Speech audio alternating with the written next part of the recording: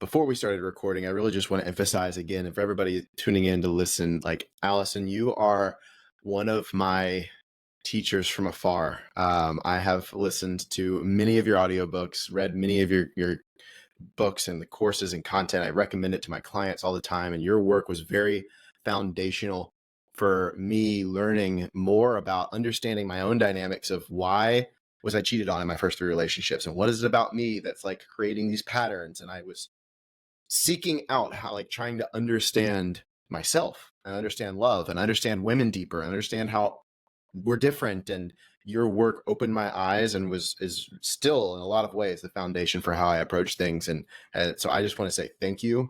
And I'm very, very excited to have you on the show. So I'm a little awestruck right now, starstruck. Oh, well, you're welcome.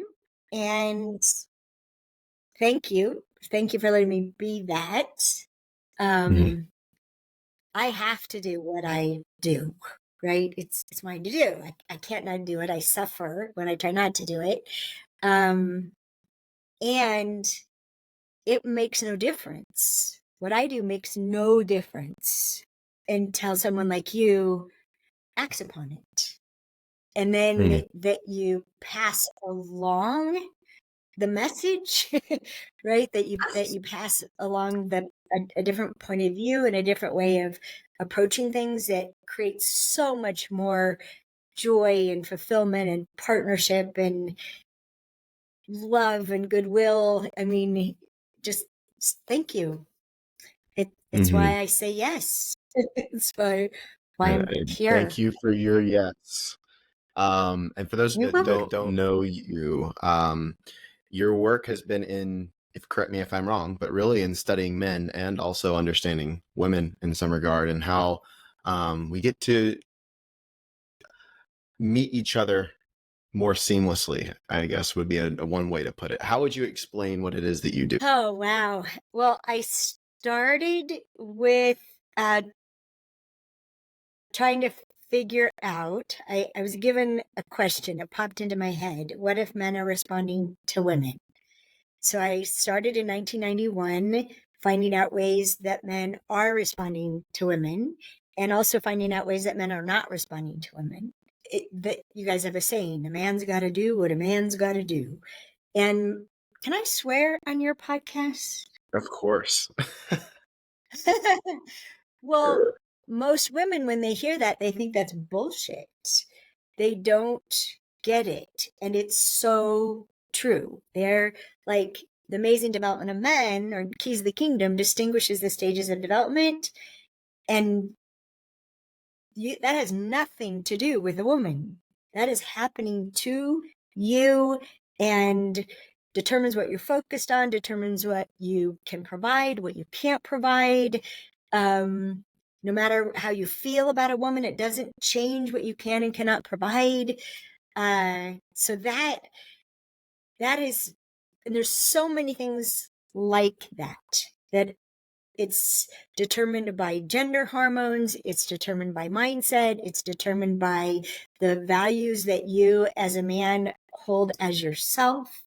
And then on the other side, there are ways that women can uplift and nurture and bring out the best in men, or we can truly bring out the worst in you. We can antagonize your most primitive instincts, and we do it all the time, and then we blame you for who you become when we do that. So could you go into that a little bit more? Yeah, sure. So just to complete that little paragraph, I started with trying to figure out how I was bringing out the worst in men, ended up learning and seeing a jillion times more than I ever expected, including you as men illuminated women for me in a wonderful way. And then, so from understanding men to understanding women, to then seeing characteristics that aren't male or female, they're human. So distinguishing human characteristics. And then in the last like 6 or 7 years, and I just started to get to express it in in less than the last year. It's called Freedom from Being Ordinary, which I'm doing online starting tomorrow night. Oh my gosh. It, we are literally driven by a planetary paradigm. Like we are compelled to do things that the instinct isn't even human. The instinct, the pine tree outside my door has the exact same instincts. A bacteria, like we are compelled by things so primitive. It can be horrifying to see, but it's also freeing to see. Like, oh my gosh, I'm taking this personally, and so none of it is personal, and then we can start to make conscious choices, right? So it started with men, then women, then humans, and then even what drives us that's it's primordial. It's That's part of the goo. beautiful. So you got a very holistic view of it all and your studies, and it's amazing. So that's what I do. And then so what was your question again? The second question? Let's start with, because we're going to go all the places, I feel, but I really want to start with how women draw out the worst in men instead of the best in men. Could you give some examples? Could you speak more to that and then blame him for it being wrong? Because I see that so often, and your work really opened my eyes to how much of a virus this is in our society. Oh, geez. Yeah. COVID's nothing compared to this epidemic. So I'll express it in a way that, because I'm always trying to find a better way to express things, a faster way. So one piece would be what I think of as a hierarchy of instincts. And the hierarchy is procreate, then protect, then provide. And so procreate, which sex is the most obvious, but entrepreneurship is procreation, right? Creativity, all forms of creativity are procreation. And we have a tremendous compulsion to do that in all forms. But procreate trumps protect. This is why we have to teach safe sex. Every critter on the planet risks its life to procreate. We head straight into danger because it trumps. And then what's really important to understand about this antagonism, right, is then protect trumps provide. So women really, and men too, we want people to be in a giving mode, in a provide, care for, take care of, please God, give me, right? We interact that way universally. And like, give me, take care of me, provide for me, right? That's just a normal place that human beings want to be. And what we don't understand is that, so one of the ways women try to get men to provide is by criticizing you for not providing.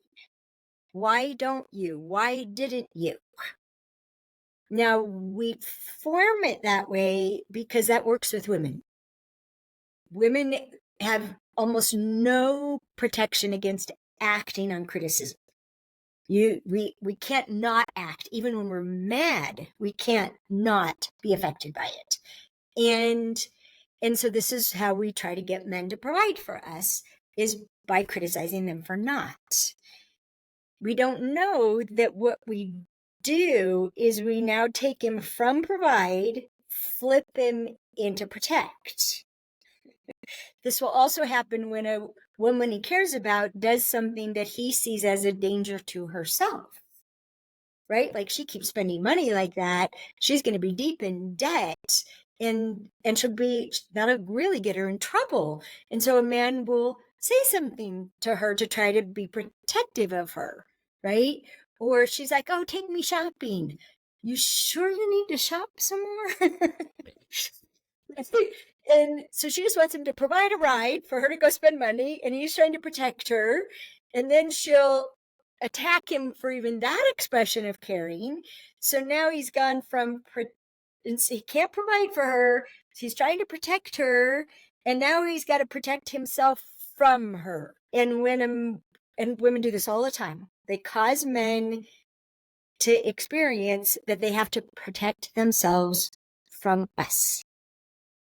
And that gets ugly. How you protect yourselves from us, because this is in the domain of instinct. So people want to elaborate on it, make it more complicated, but really it comes down to fight, flight, or freeze. And everything that people say, including like fawning and all these other things, they're all forms of fight, flight, or freeze. And so a man whose response to feeling attacked and that he has to protect himself, if he has a fight response to that, oh man, it's gonna get so ugly. Because we're terrified by a fight response, and then we have our own, right? And then the things you get accused of because of that is more of the misperception, misunderstanding, lack of being willing to be responsible for what we triggered. And I get strung up regularly for this, for intimating that women would have anything to do with men's poor behavior, and especially being out of control. But if a man withdraws, if he ghosted me, I said this one thing and he ghosted me, what an asshole, right? Or if he if he freezes, he just shuts down.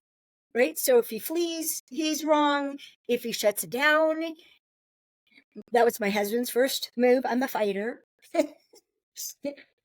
So I fight, freeze, flight. That's my sequence. It's good to know our own sequence. And his was freeze, flight, fight. So he would never fight back. I wanted him to fight back. He would just shut down, and then he would disappear.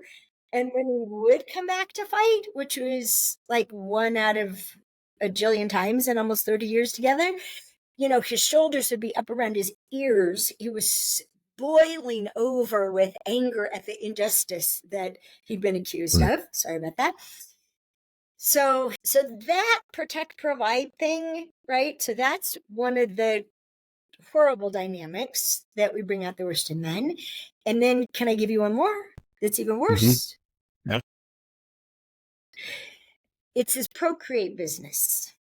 So women do not understand men's sex drive. They don't understand it. They don't understand the primitive expression of procreate. There's also a human spirit expression of procreate. It's beautiful. We call that making love, right? There's a lot of conscious choice. There's a lot of providing in it. But in the pure human instinct, survival of the species, relationship to procreate, to sex, it's stimulated visually. And if I were just to give an analogy, a lot of women these days, and I don't begrudge them the right to wear as many or few clothes as they want. I just wish they would understand how they're antagonizing men's most primitive instincts and then making men wrong for acting primitively. Because it's like a refrigerator walking around with its door open, being pissed that somebody grabbed something out of the refrigerator. So first of all, close the door and don't lead with sexuality. And some women lead so loudly with their sexuality that the part of the man who could care about her more than he cares about himself, that would die to protect her, that part of himself is it's drowned. It's drowned out. It's not even invited to the interaction. And I found this out and ended up the only nonfiction book I've ever produced, called Making Sense of Men, A Woman's Guide to Love, Care, and Attention from All Men. Found out that what a man calls just physical. So what's going on with you and that woman? It's just physical. I always thought, and almost all women think, he means he likes her body. He likes her body. He doesn't care about her mind. He doesn't care about her emotions. He doesn't care about her spirit and the deep meaning to who she really is. He's just after her body. No. One of the biggest shockers was to find out when a man says it's just physical, he's talking about himself. That he is responding to her physically. He has a physical response to her. Not an intellectual intrigue, not a spiritual calling forth, not an emotional resonance. That all those parts of himself were not invited to the party, were not called to the party, and that the physical response is so intense, in fact, it drowns out the rest. And when a man is in that state, it's like aggravating hunger, and I call it take mode. It just calls forth take, which human beings do. Human beings take what they need. Human beings take what they want. We're takers. Not just men, women take all the time. But men are the ones who are reviled for it.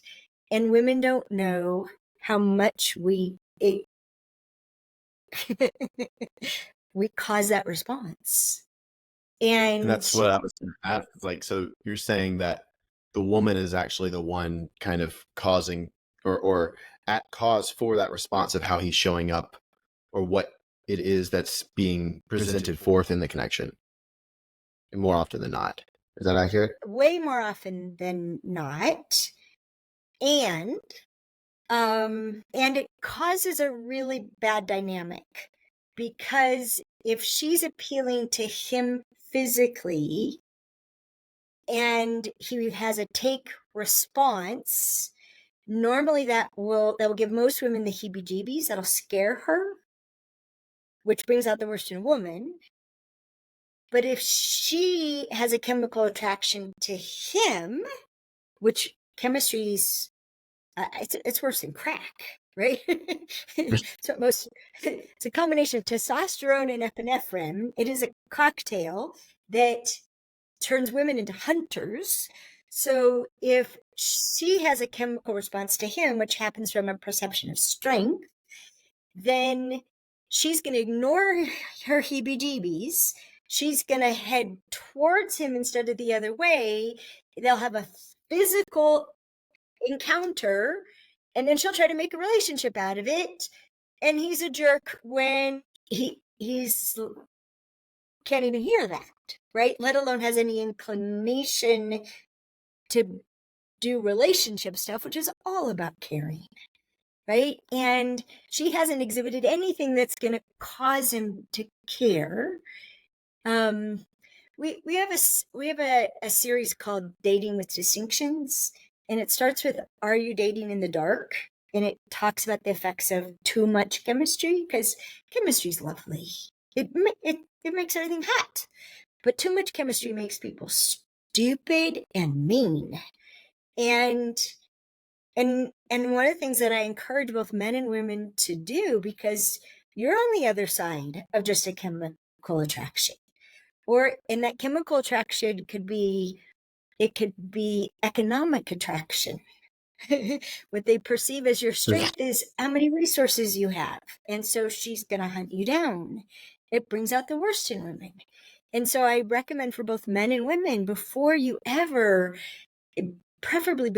meet in person, like if you're on a dating app or something, or someone set you up, talk on the phone or message in a text, like in a dating app.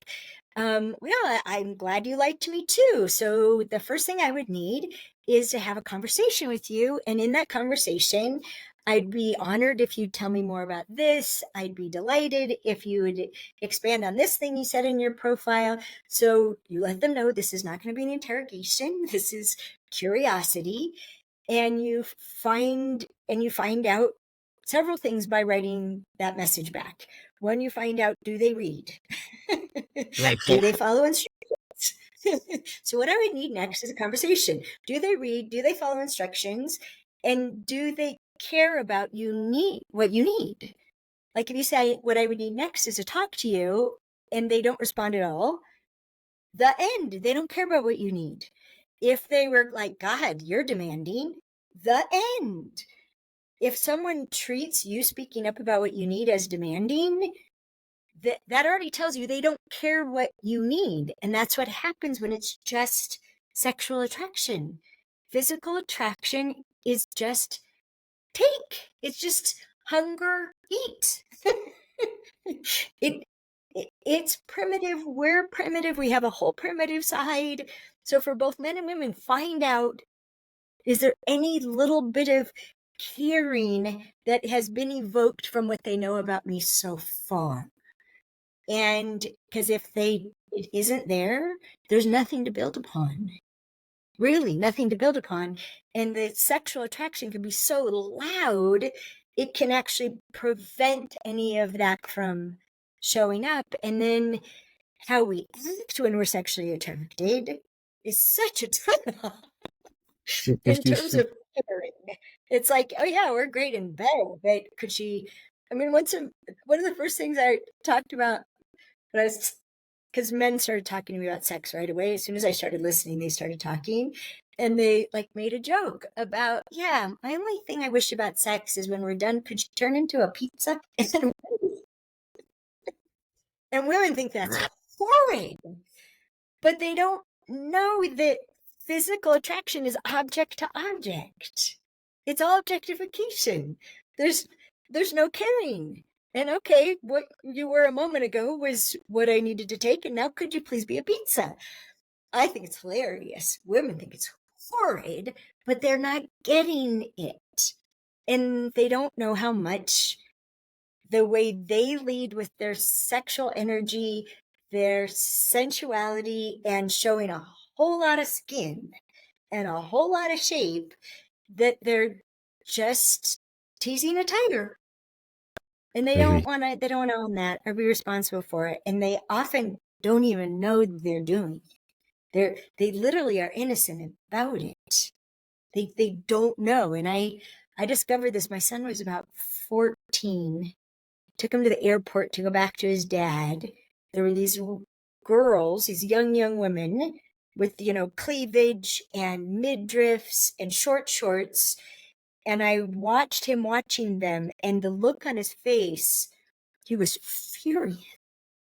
My son, whose highest value is honor. He's the most honorable person I know, and he's passionate.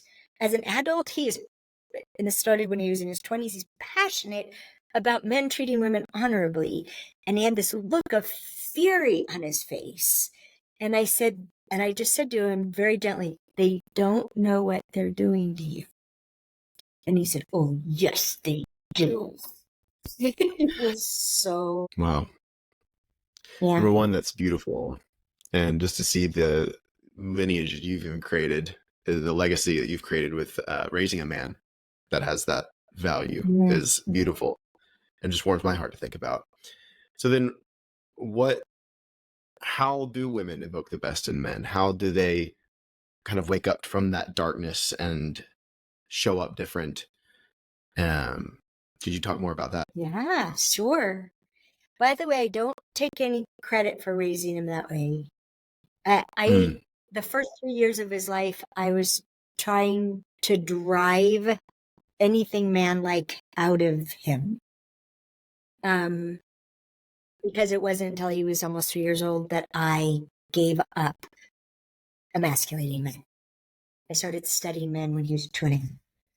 And and started seeing the beauty in men, the strength in men, the honor in men, all the gifts that men have, and started saying men are God's gift to women. And if a woman was just even willing to consider that, like, what if men are made for us? What if men are a perfect complement to our strengths and weaknesses?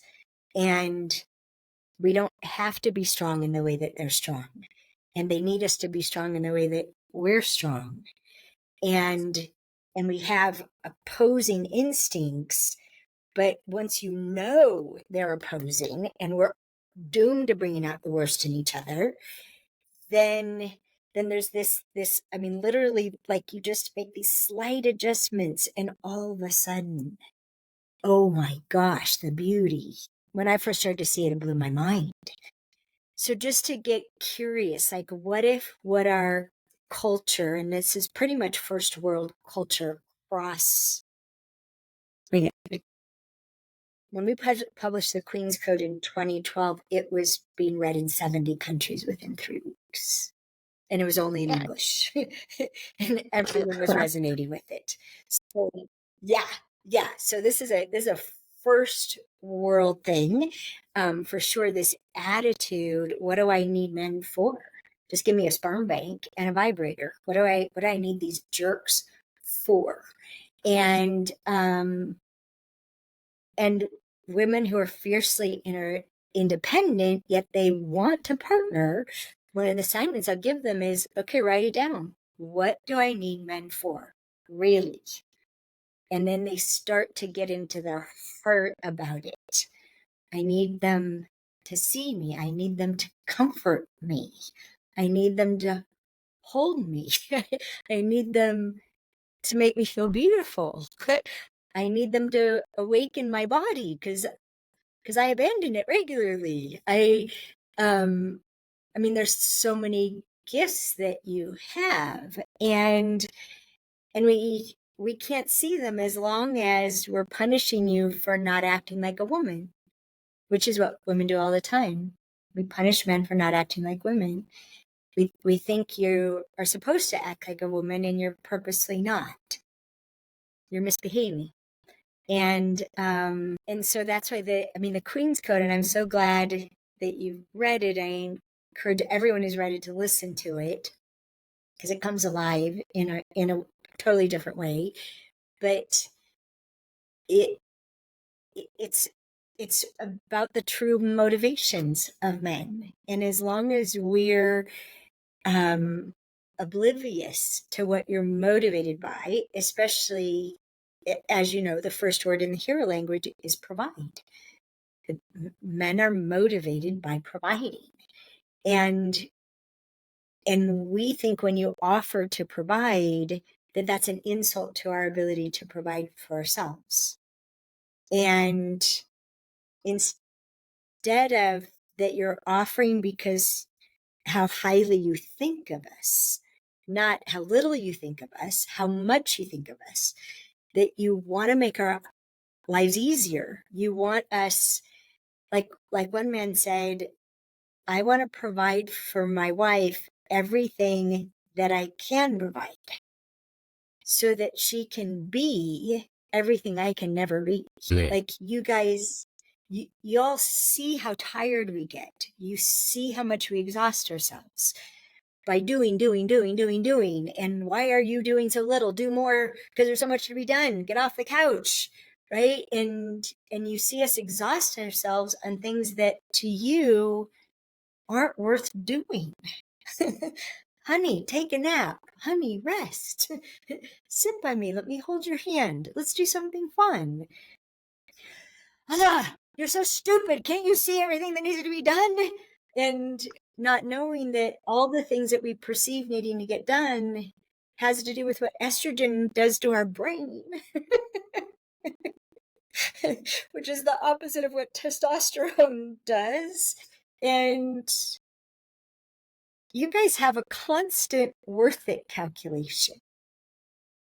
I used to call it a worth it equation, and it's wrong. It's If it turns out equal, you can't do it. Instinctually, you cannot do something that you give one, you get one. Because that's how you die. That's how you don't have anything left for a rainy day. You have a worth it calculation. So this thing, how much time, money, and energy and resources will it take to do it? What will I have to take that from? So what will I have to not do in order to do? And then what's going to be the outcome of doing it? What's going to be the benefit? What's the return on investment?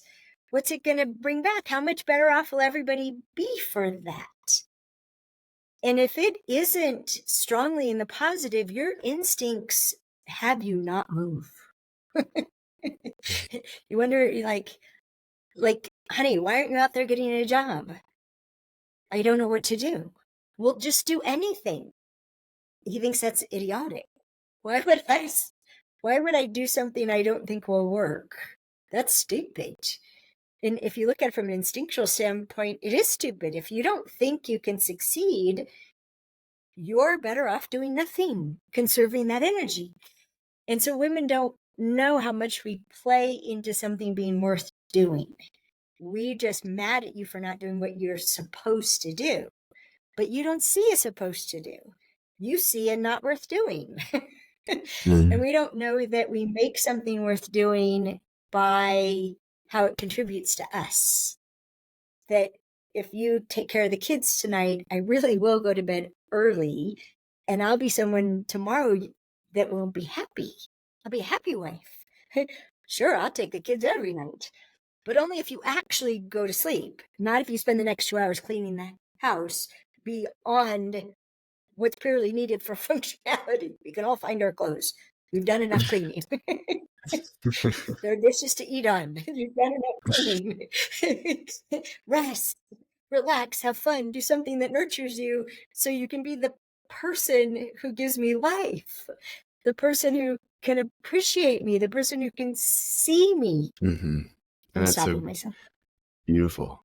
Well, I absolutely love all that you shared, and I'm still a little curious of what are some of the other ways that women can show up from and evoke the best in men that they're in relation with.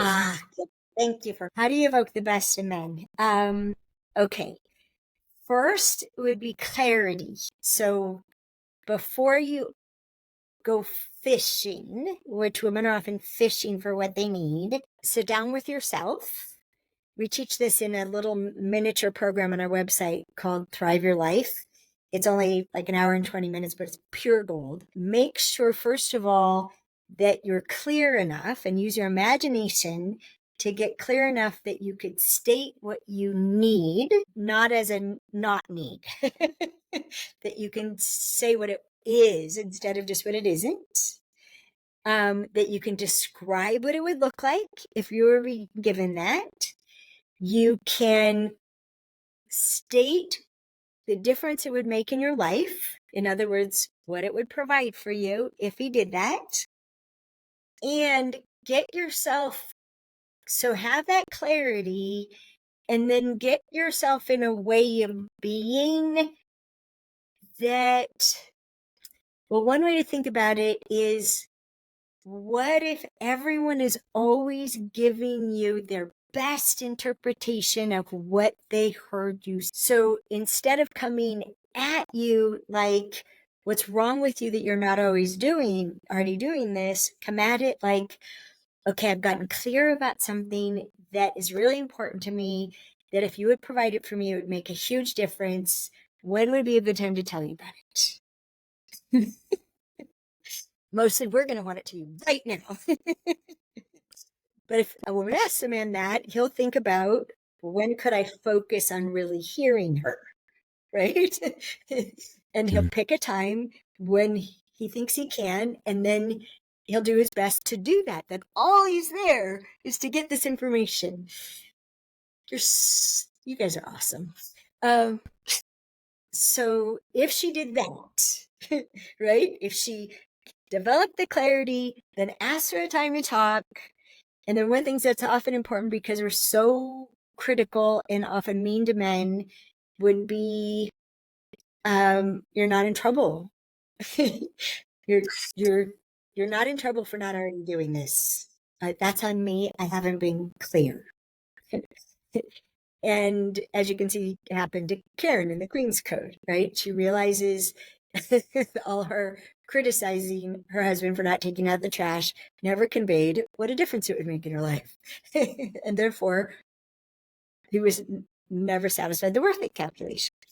So that would be one part, is clarity. The lack of clarity leaves people guessing, and guessing does not give you a big enough chance at succeeding to be worth attempting. That's what you guys want to know ahead of time. This is worth attempting. There's going to be a big payoff, and there's a good chance I'm going to get it. And then the other side of it is making sure there's a big payoff. And this is another place where we have to interrupt our own instincts.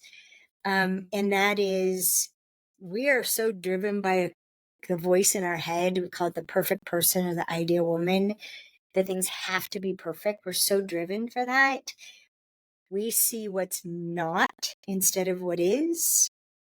So, like the first man who expressed this to me, he said, why do I always get 100 points or 0? Why don't I ever get 80?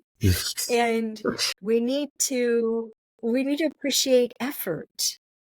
Even if he gets it 10% right, appreciate that he took a step down the path. Thank you for what you did so far. Do you have any questions about what comes next to fulfill what you said you'd do for me? Instead of, that's not the half of it, you idiot.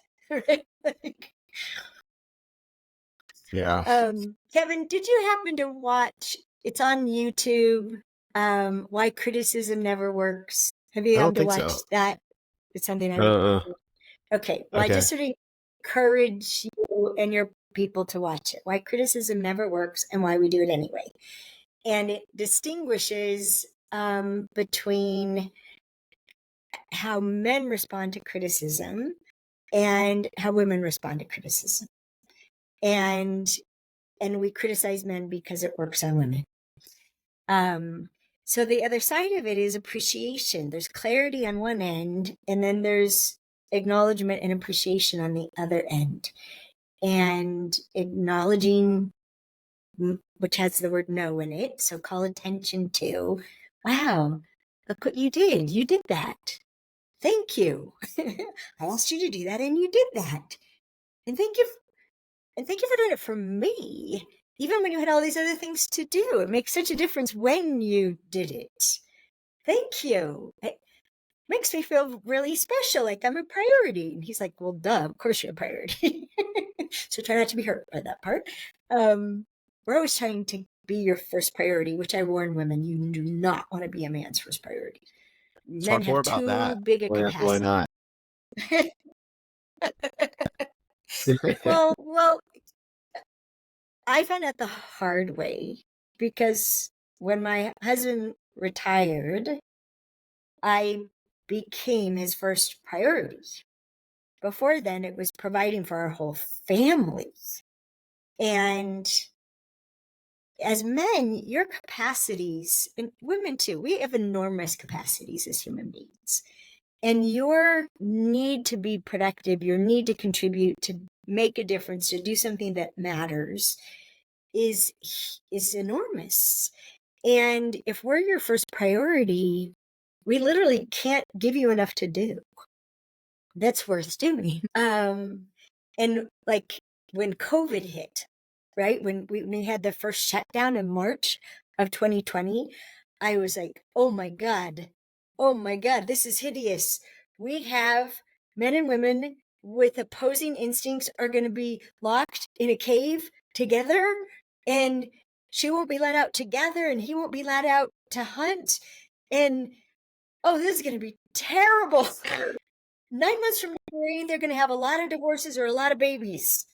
And we gave away 6,000 Understanding Women courses just to try to, because that compares the instincts to, because I'm translating women into men's world.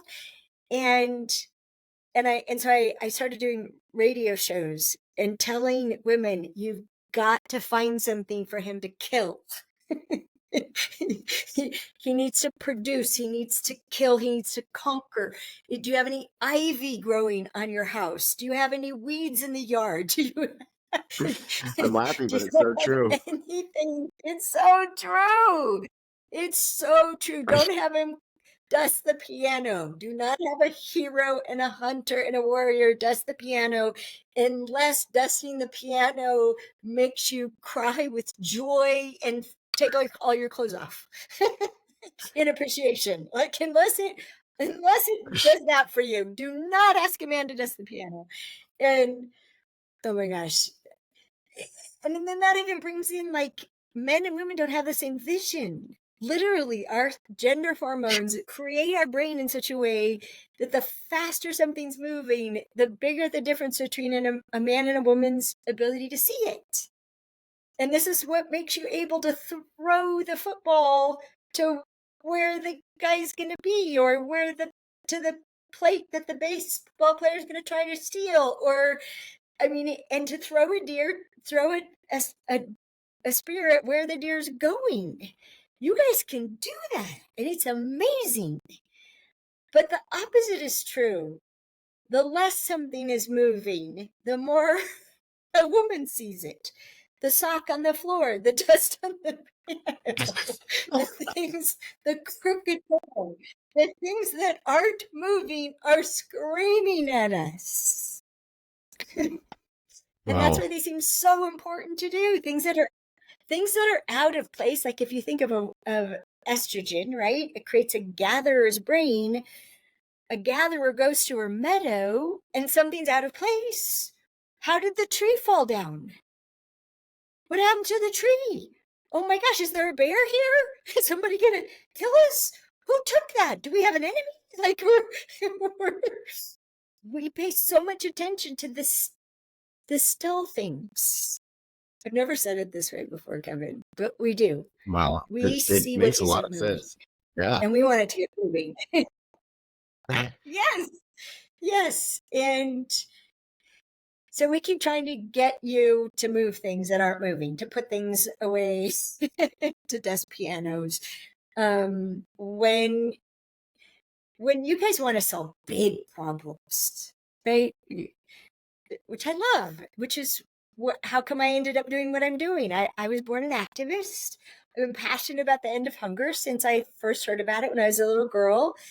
And I finally realized that as long as we're disempowering the compulsive problem solvers of the world, also known as men, one man said a problem to a man is like a squirrel to a dog.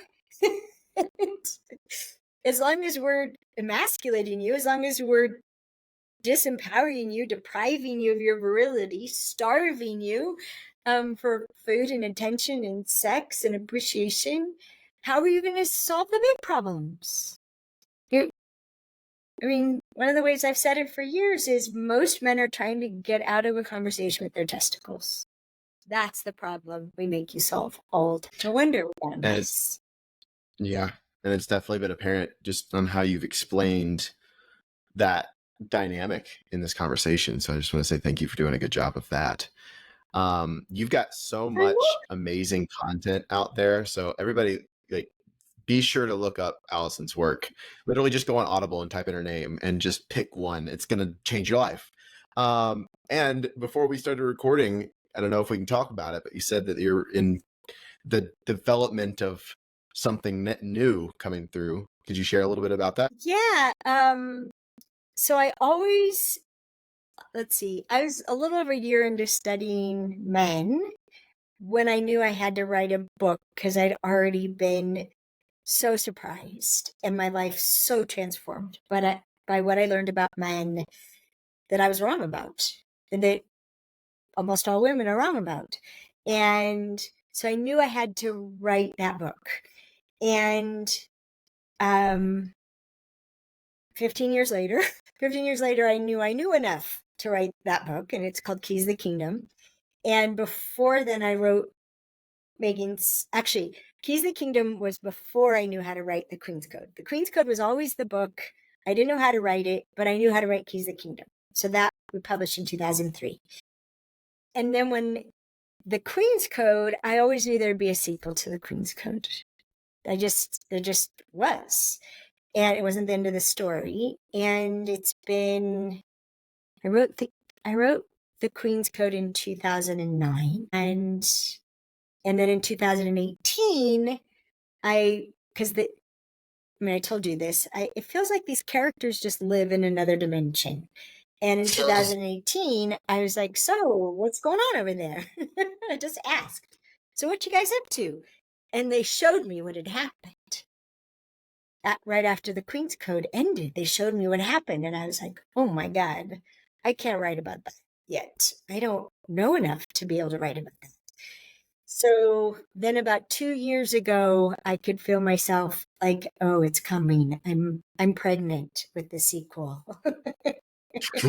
And then a year ago, I gave my boyfriend the heads up. I'm like, I'm definitely entering the second trimester of the sequel. It's going to want to come out. And he's like, so how does this work?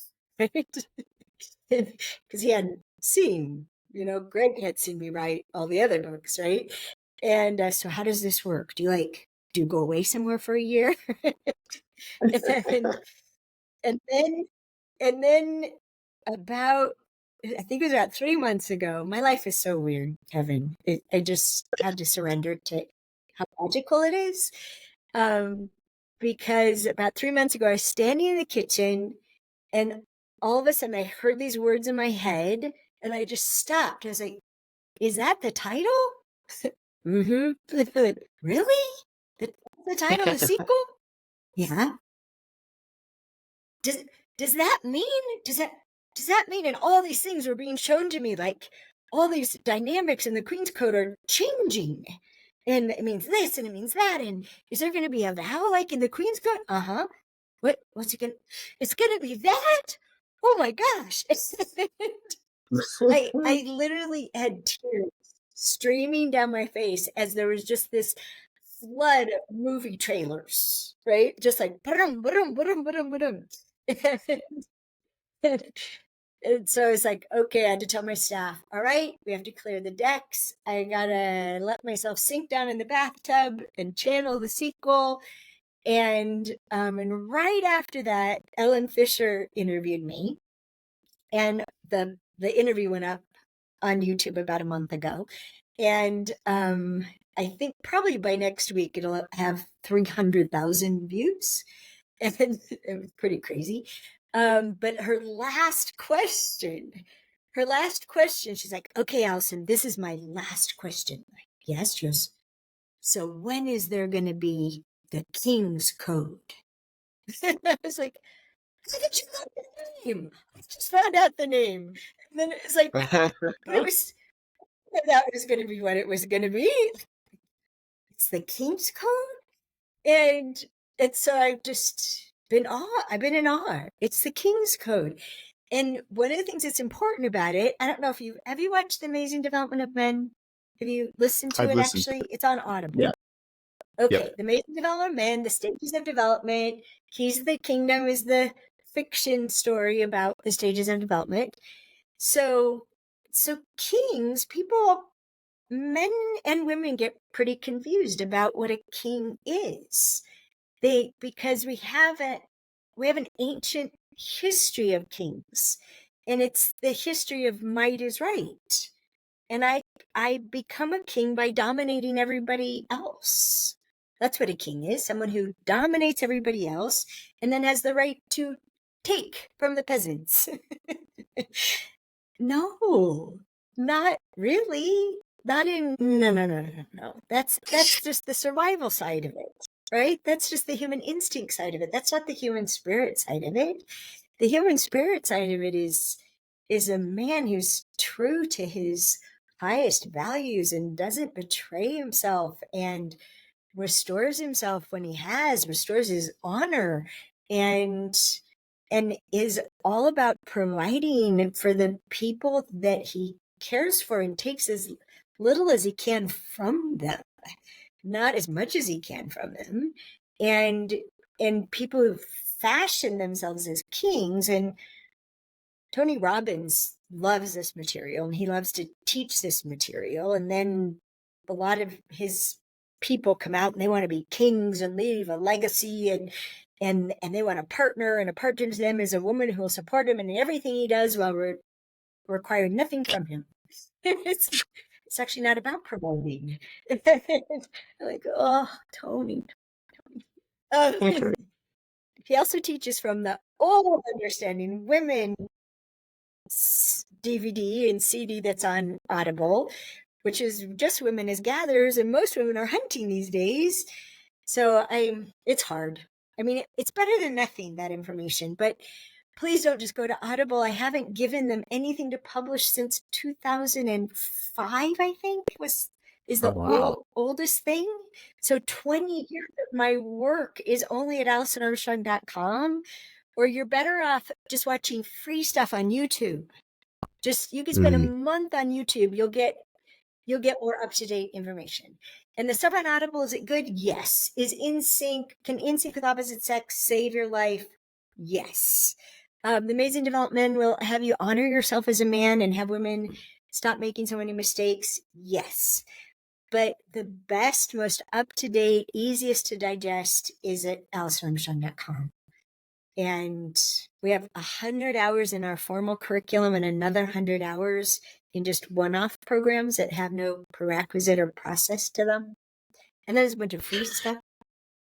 Well, I'm going to be diving in, that's for sure. Everybody tuning in, y'all definitely head there, soak up all that information. I'm excited for the King's Code, most definitely. And I'll be on the edge of my seat waiting for that release. And I just want to say thank you for coming on the show, sharing your heart, sharing your wisdom, sharing who you are. And this gift that is flowing through you is just palpable and felt. And even just the whole time hearing you talk about it, I'm like, I'm hearing you, and I'm also hearing what you're not saying. And like so much was happening in my experience just listening to you. And so it's just truly an honor. And I want to say thank you. You're very welcome. It's hard not to just I can't not overflow. Yeah, y'all changed my life. I had no clue that the beauty, the majesty of women until I started learning about women from men. Who you are, that we are, is so much better than who we think we are. Like, really, truly, learning about men, listening to men, did more for my self-esteem than any feminist bullshit that my mother tried to pour into me. You got to have a man, but never need one. That was the message growing up. You got to have one, but they're good for nothing and never need one. But make sure you have one, or as a woman, you're not. That's confusing. It was really confusing. All right. Well, I'm going to go because I could do this for days. And thank you so